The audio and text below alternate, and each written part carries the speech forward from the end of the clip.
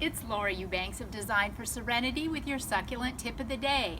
And I am back out here checking on these Kalanchoe luciae, the paddle plants. Remember, we talked about these a couple times before. They were throwing off bloom spikes, these mother plants. And I was deciding whether I wanted to let the plant ride, whether I wanted to remove it, because the Kalanchoe luciae is monocarpic and it dies after it blooms.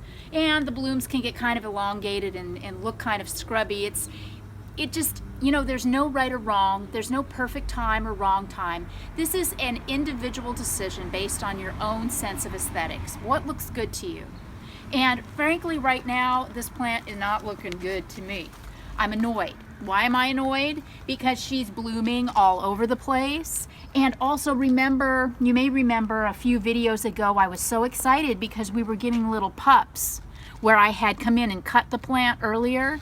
And look, all of the little new pups are throwing off blooms too. This does not make me happy.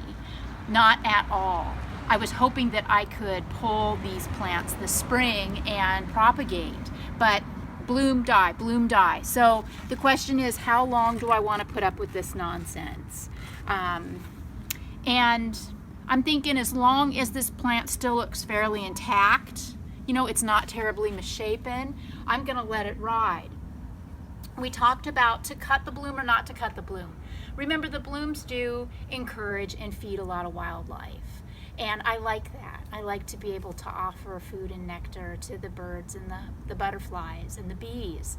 But at the end of the day, with me, as you know, it's always form over function. So this still looks good.